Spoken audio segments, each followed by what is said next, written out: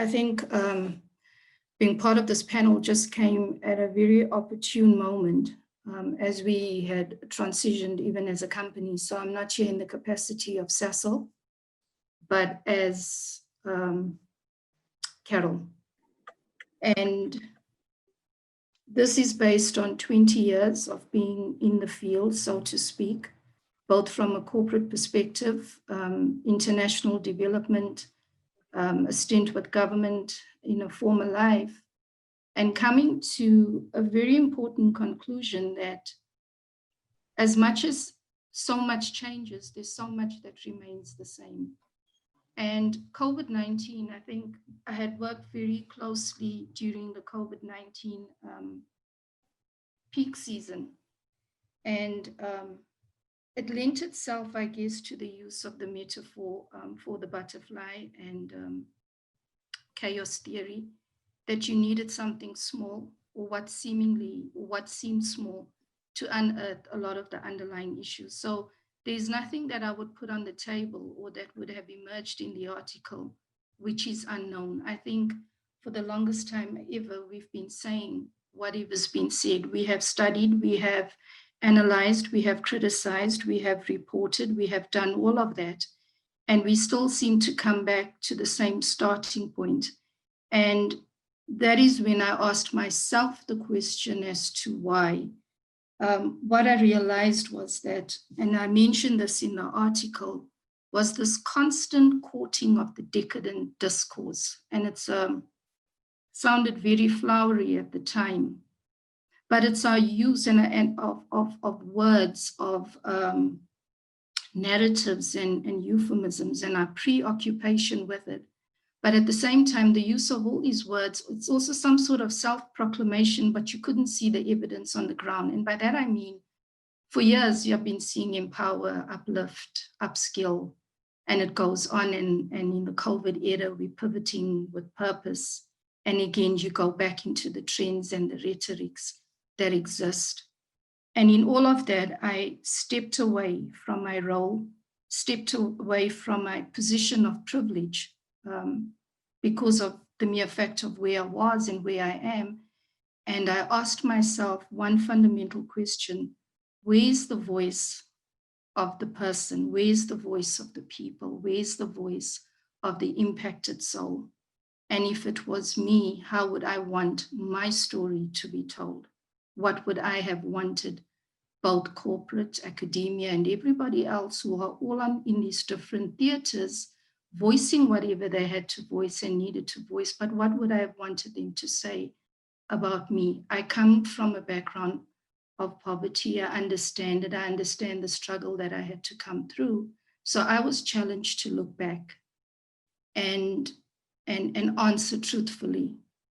There's something that came up even with the previous presentations of, well, whether you're in Africa or whether you're in Timbuktu or whether you are wherever you are, there was this constant seeking of what do you define it? Is it corporate social responsibility? Is it corporate social sustainability responsibility? Is it philanthropy, which in the corporate space is sometimes regarded as that dirty if sounding word, and you never get an opportunity to use it or explore what it truly stood for.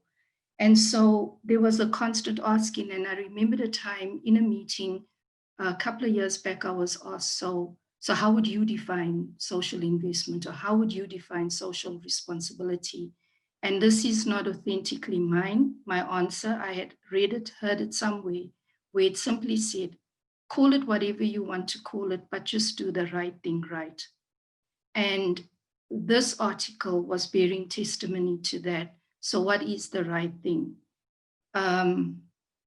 Most importantly, during this time, I also realized that we had also protracted dialogues and monologues. And I say the monologues because depending on which room or boardroom or platform you were on, one also saw an absolute preoccupation again with one's own voice. So again, you walked in, you got a perspective, but not all perspectives.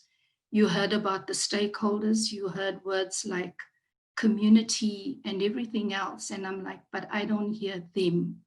They're not here. They're not in those presentations. They're not in the PowerPoints. They became very sought after commodities when we needed to justify why we should exist. And this is not only me saying this about corporate, this is me saying this about everybody who raised up their hand and said, we stand here for the underserved. So it's everyone. And yes, again, I was challenged. And I think why I was able to verbalize what I did was given this opportunity by Prof.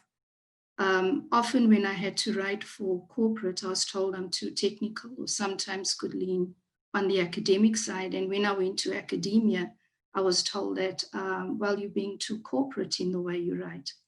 And I had to find my voice. And in this season, and with this article, it was finding that voice and expressing it the best way that I could, but also being very mindful of, well, what about the millions and millions out there that also could express this far more beautifully, far more, could articulate this in a way that I couldn't.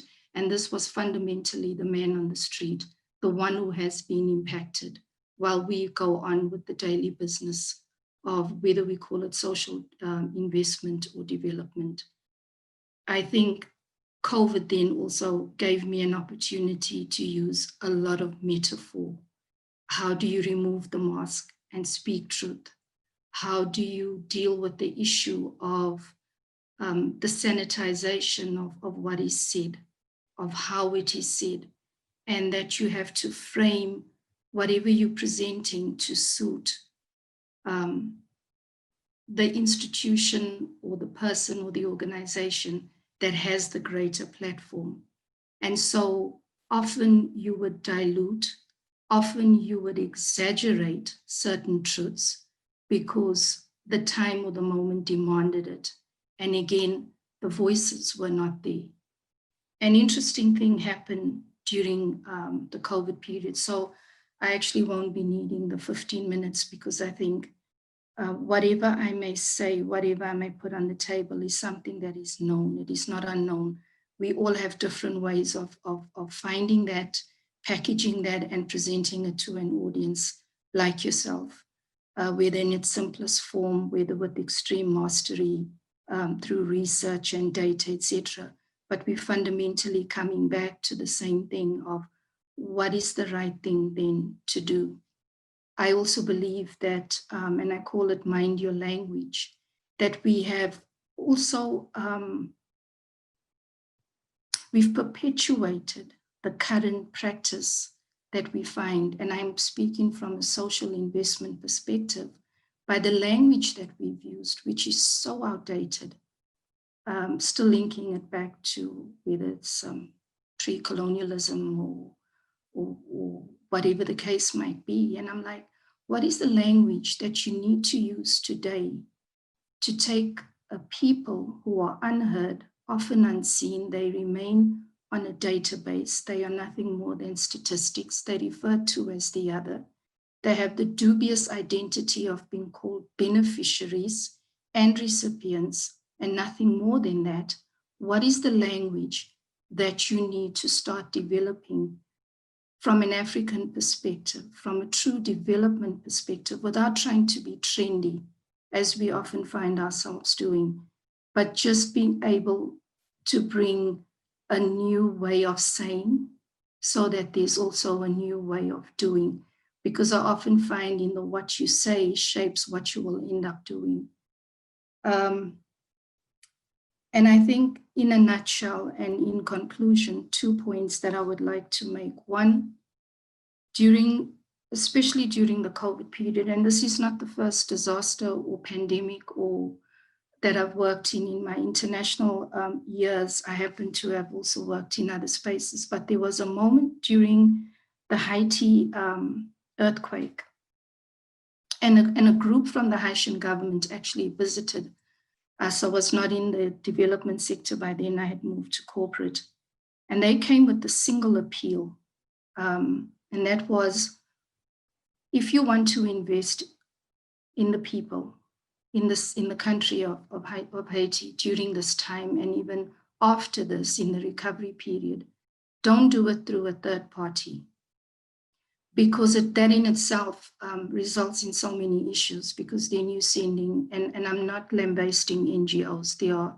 NGOs and then there are NGOs, but you find that they would go into these countries, live far better than the civilians within that country are living, drive the best 4x4s. I've seen it. I've been behind the scenes in the development sector, and I know that this is true.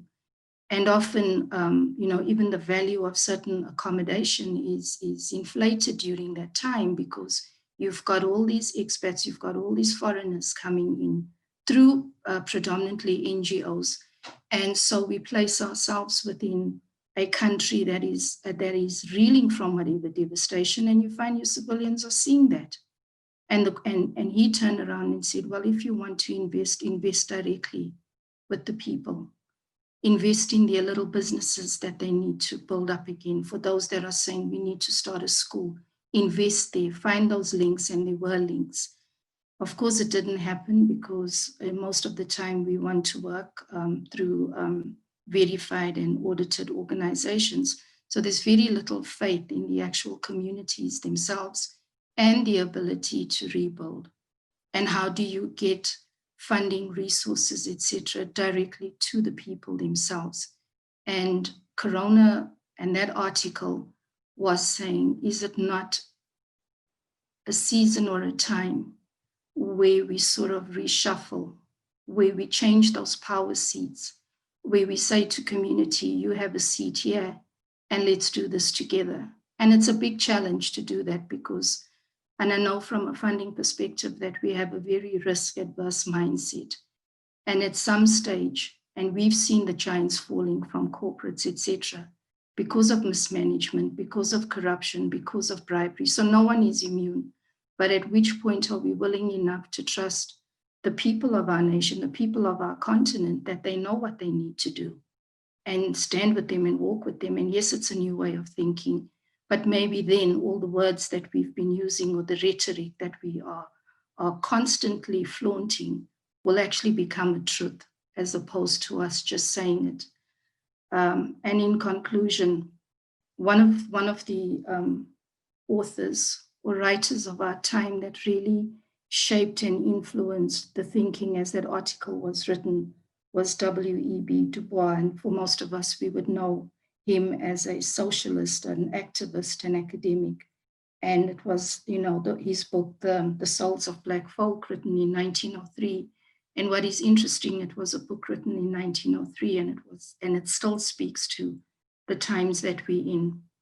But there's a quote from him that I'd like to end with, which talks about the language that we use and what we will call people and what we will call a situation, and then sort of frame our response to it, either through philanthropy or social investment, etc.